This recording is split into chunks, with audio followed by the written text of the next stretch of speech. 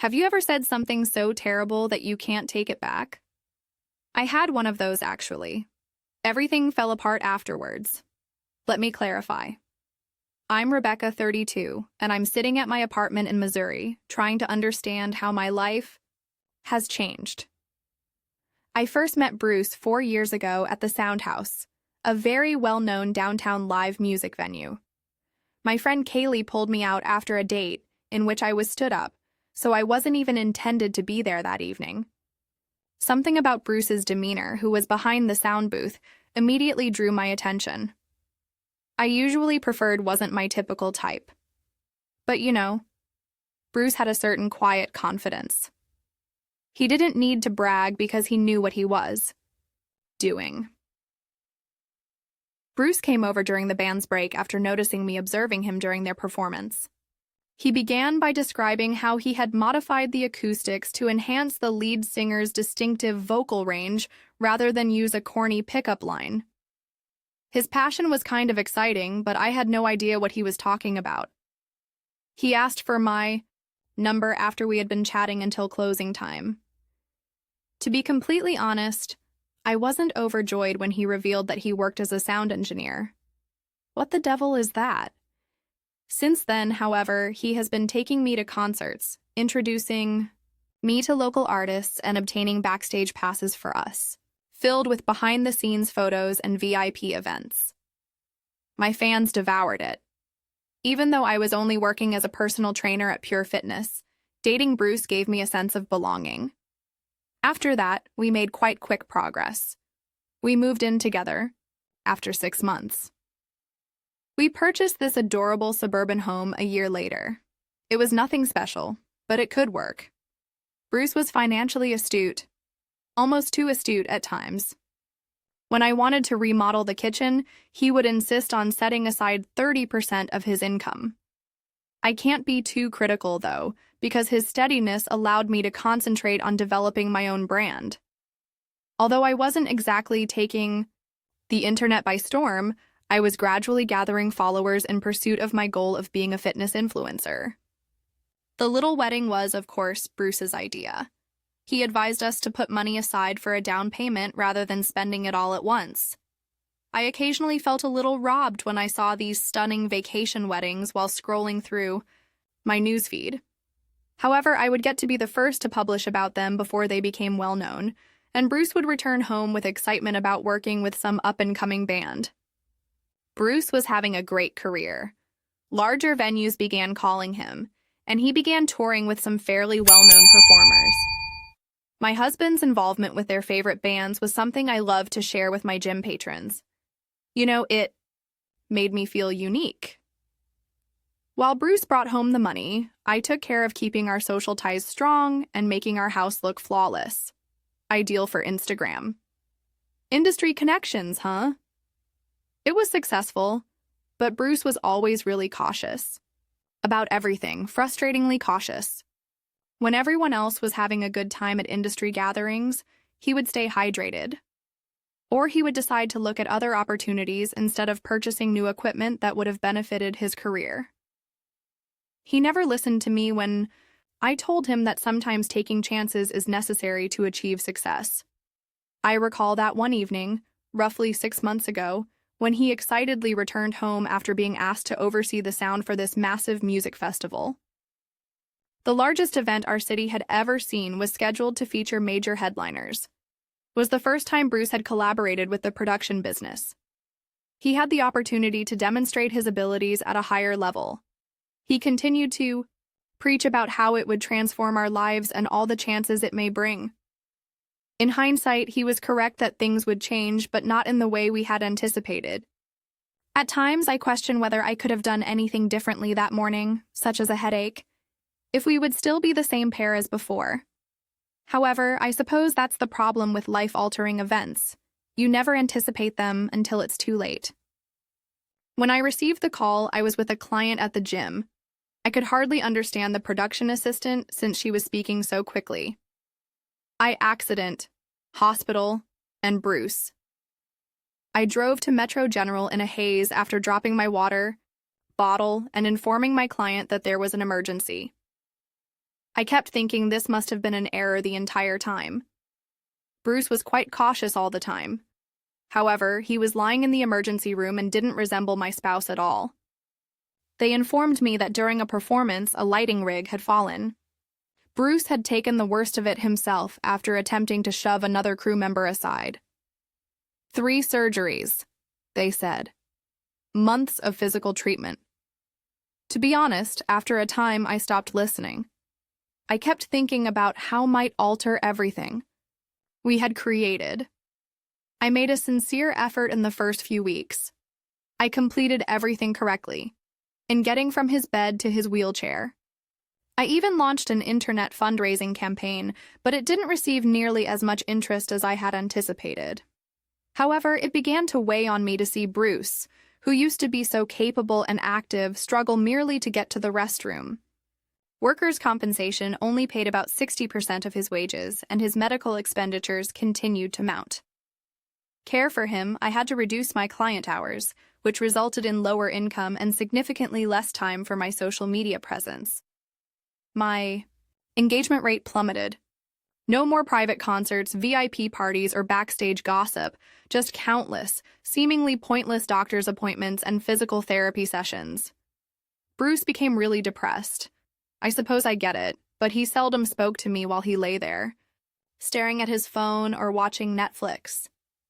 He never talked about anything other than his level of discomfort, insurance paperwork, or his apologies. I understand, but apologizing doesn't cover my expenses or restore the life I was creating. Since the gym was the only place that still seemed normal, I began going there more often when I could. I occasionally accepted my friends' invitations to go out, reminisce about what it was like to not be a caretaker.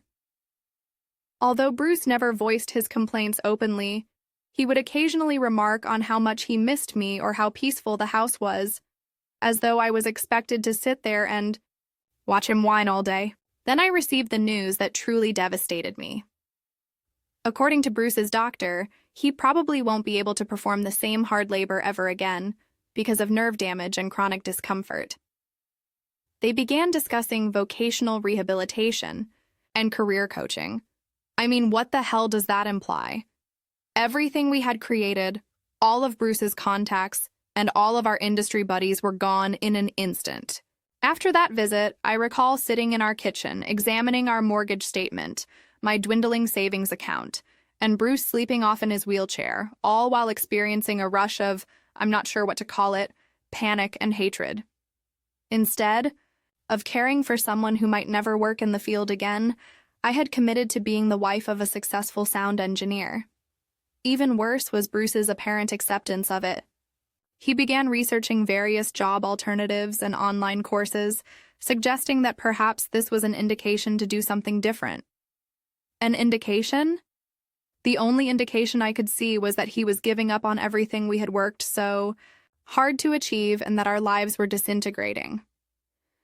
My encounter with Tanner at the gym was the true kicker. Before everything happened, he was one of my frequent clients and has other businesses in the region. Everyone asked him about Bruce. Of course. He then began informing me about the potential to run one of his new locations, which would give me more responsibility, greater compensation, and the ability to launch fitness company, all of which I had been striving for. However, I was too busy playing nurse to my husband, who seemed perfectly happy to let our aspirations slip away, to even consider taking it. After 6 months of Bruce's recuperation, it seemed as though our lives had entirely changed. He progressed from a wheelchair to a walker and then a cane, but his gait was that of an elderly man. Twice weekly physical therapy, but the results were so sluggish that they were like watching paint dry. My feed was filled with friends who were traveling, getting promoted, purchasing new homes, and generally leading the kind of lives I had assumed I would have by now. I truly did try to be understanding. However, I got a knot in my gut every time I checked our money account or had to postpone plans because Bruce was having a terrible pain day. He continued to discuss his experience teaching sound engineering, working remotely, but let's face it, that isn't the same as collaborating with real artists and being a part of the scene. He was settling for less, as if he expected me to do the same. The worst thing was that whenever I mentioned money or our future, he would become quiet and withdrawn. With a puppy dog expression, he would simply sit there and say things like, "I'm trying my best, Becca," as if that would improve the situation. He wasn't doing his best to support our former way of life. I began going to the gym more frequently. The only place I felt like myself was there. I attempted to regain my following by posting additional exercise videos. I used to stay up late on certain days just to browse social media and see how all these fitness influencers were enjoying their best lives. My house, meanwhile, felt like a nursing home. Tanner was always there, assuring me I had promise and pushing me to take on additional clients. You know, he got it. Unlike Bruce, who seemed to have lost all sense of ambition, he understood it. Tanner occasionally texted me links to articles about social media marketing advice or developments in the fitness sector. Bruce commented that it was good to see me smile at my phone. If only he knew it was because I was still considered more than a caregiver by someone. When Bruce's disability caseworker recommended that he investigate permanent disability compensation, things really started to become heated. Was this our life now, really? I recall thinking, this isn't the man I married, as I sat at our kitchen table and watched him browse online courses about audio production software. The Bruce I fell in love with was self-assured, goal-oriented, and making progress. This version, I made an effort to indicate that we might sell the house and relocate somewhere less expensive. Bruce quickly were more significant than our financial prospects. At that point, I began giving Tanner's offer of the gym management job some real thought. Even though it would have required more time away from home, the pay would have been more than what I was earning from personal training. I made the error of telling Bruce about it one evening. His expression was a mix of hurt and anger, and he inquired as to whether I intended to entirely leave him. Do you think that's possible? As though my entire life hadn't already been placed on hold for him. Then we got into our first real argument. In fact, he accused me of selfishness for wanting more than merely to survive. Rich is coming from someone who occasionally struggled to properly dress himself in the mornings. After the fight, I made a foolish decision. I bought some equipment for my home gym setup and some new clothing, using our emergency credit card to the fullest. I convinced myself that it was an investment in my personal brand and future. Bruce lost it when the comment was made, and began to address the necessity for a serious conversation. Everything truly blew over when he started lecturing me about our priorities as if he had any right to do so, since he was no longer able to support our family. Bruce appeared to be dying as he sat at our kitchen table, surrounded by bank records and medical bills. He went on to say that we needed to reassess our spending and that perhaps I could reduce my expenditures on things that were not absolutely necessary. Not necessary? He was discussing my professional clothes, cause of our financial difficulties.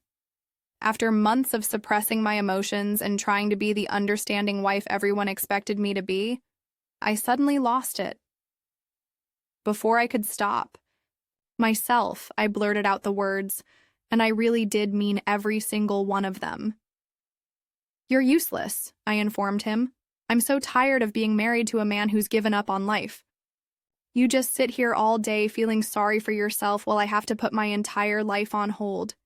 Do you know how embarrassing at me those pitying looks? I didn't sign up for this. I'll never forget the expression on his face as I gave him a physical slap. I was even more upset because he just sat there motionless. He was unable to display some backbone even at this point. What's truly wealthy, do you know? I went on. You're sitting there judging how I spend money when you can't even earn any. At least I'm trying to build something. What are you doing besides collecting disability checks and watching YouTube tutorials? He eventually showed some emotion at that point, but not in the manner I had anticipated. I felt like the floor slid out from under me as he asked, Is that what you tell Tanner when you're at the gym until 10 p.m.? That you're building something? With icy eyes I had never seen before. How was he aware of my late gym sessions? What about Tanner? Although nothing had actually transpired, I was furious that he had been monitoring me. I shot back. Are you spying on me now? Is that what you do all day while I'm out working? Checking my location? Probably reading my texts too? You're pathetic. He said, your gym posts location tags, Rebecca, in an uncanny calmness. I grabbed my phone and keys and continued. And Tanner's wife is friends with Julie from the production company. Word gets around. I had to leave before I said something worse, if that was even possible. I told him, you're controlling and paranoid. This whole victim act is getting old. Maybe if you spent less time tracking your wife's movements and more time trying to get better, you wouldn't be such a dead weight. I hurried out and drove directly to my friend Kayle's house, where I took a selfie in her bathroom mirror and wrote a cryptic caption about letting go of negative energy and realizing your value. The comments came in right away, with everyone telling me to keep going, that I deserved more, and that sometimes you have to put in the work. They were all unaware of the true story at first, but it felt good to have their support. Anyway, when I was at Kay's, Tanner texted me to ask if I wanted to go out to dinner and chat. It wasn't incorrect, I reminded myself. I wanted someone who could relate to me and still see me as more than a caregiver. I talked about everything over spaghetti, including my financial troubles, Bruce's demeanor, and how helpless I felt. Tanner was really sympathetic, telling me I deserved better and occasionally patting my hand. After that, nothing happened, but I felt noticed for the first time in months. 3 days later, Bruce had moved his belongings into the spare room when I eventually returned home. On the guest bathroom counter, his painkillers and physical therapy supplies were arranged in a tidy manner. Finding him looking into career counseling programs and disability benefits on his laptop, however, was what really got to me. Despite everything I had stated, he continued to accept it and refused to defend our previous way of life. Things fell apart more quickly than I had anticipated. In the music business, news spreads quickly. My regular clients with ties to the industry apparently began to cancel their training sessions one by one. I lost followers on Instagram. It turns out that my audience consisted more of Bruce's industry friends than I had thought. Tanner even became strange, taking longer to reply to texts and abruptly being too busy to talk about the managerial role. Without even hearing my side of the story, it seemed like everyone was siding with Bruce. Yes, I did say a few hurtful things, but does nobody realize how difficult it has been for me? It was me who had to pause my life. It was me who lost all we had worked so hard to build. Try explaining that, though, to those who have already concluded that you are the villain. My appearance at this local venue's charity function was the genuine kick in the teeth. Security said they had never heard of me and said the list was full, even though I had always been on the guest list. Inside, I recognized a few of our former acquaintances who used to enjoy hosting me at their gatherings. They were all behaving as though I were a monster now. Bruce, meanwhile, was improving. He had begun enrolling in these online audio production courses, working on a project on his laptop for hours while wearing headphones. He was moving about more effortlessly and using the cane less frequently as a result of his physical therapy. However, it only infuriated me rather than made me pleased. When I needed him to stand up for our way of life, where was this resolve? I once made an effort to apologize, brought him coffee while he was studying, and said that I had been under a lot of stress and apologized for what I had said. I know you are, Rebecca.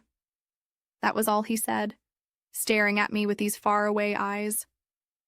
Nothing. No acknowledgement of how difficult things had been for me. No acceptance. Then, as if I hadn't been there, he immediately returned to his laptop. When he began discussing selling the house, things became worse. As if moving into a little apartment would make everything better, he stated we needed to manage our debt and downsize. I snapped and told him that he was once again destroying my life.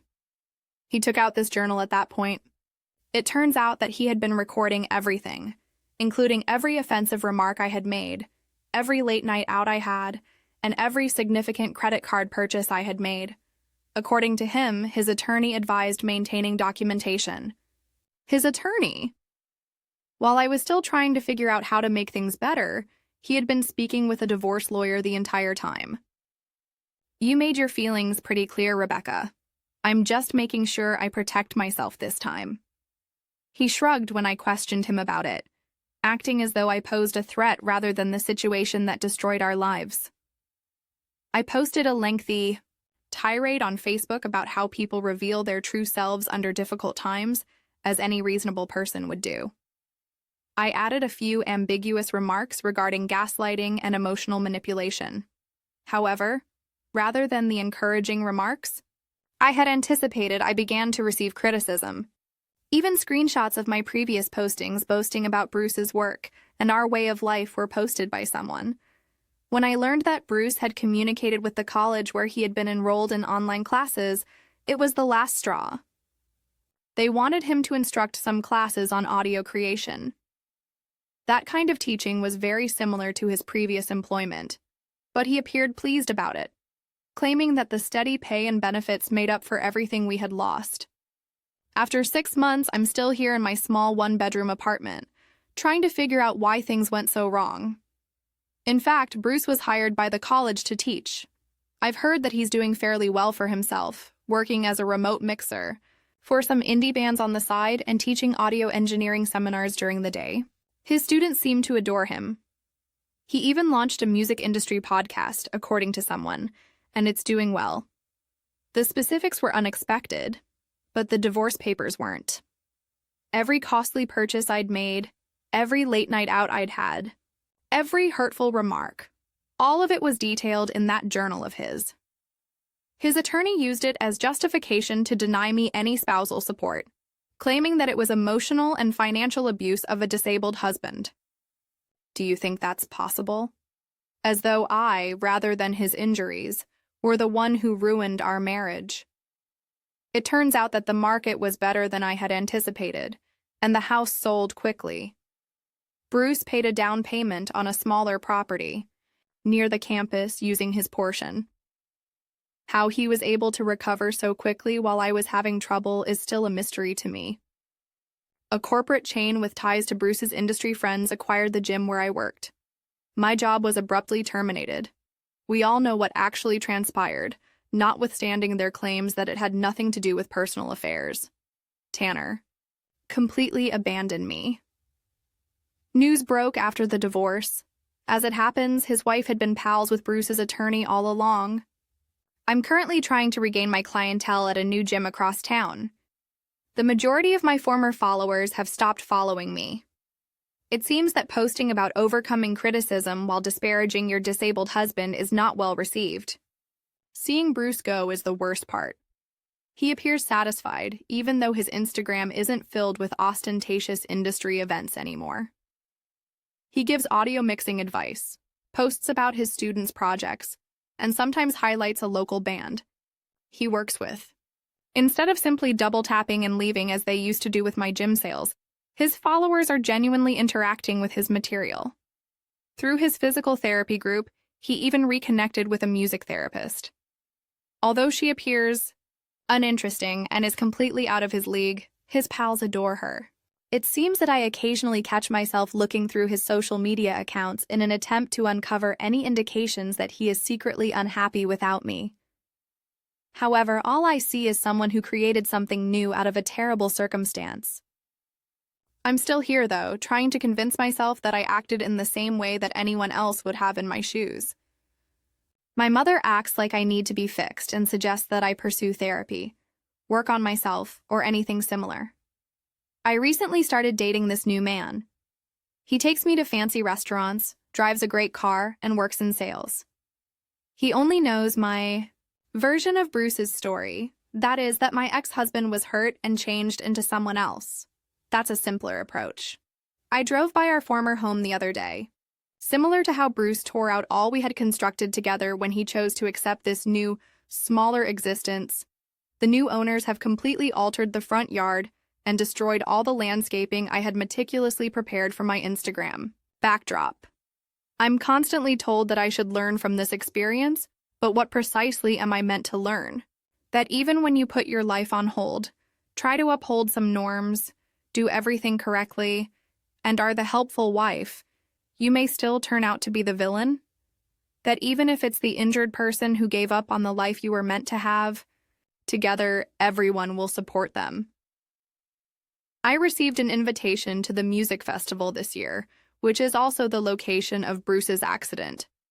My previous email, which was most likely an automatic system from before everything transpired, appeared. Bruce will very likely be present, either sitting in the audience with his new girlfriend or possibly doing a workshop with his students instead of working behind the scenes like he was meant to. And I'll be here, attempting to convince my new followers that I'm living my best life in my apartment, which is too small for Instagram images. I occasionally question whether I ought to have handled things differently. Perhaps if I hadn't said those things that evening, if I had been more patient, or if I had encouraged his new career choice. However, I recall that he simply gave up on life.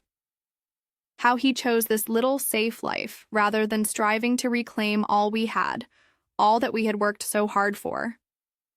Perhaps, in our own ways, we were both correct. He achieved his goals of stability, a new career, and a more straightforward existence. And although it doesn't appear to be what I expected, I did, in fact, get my freedom.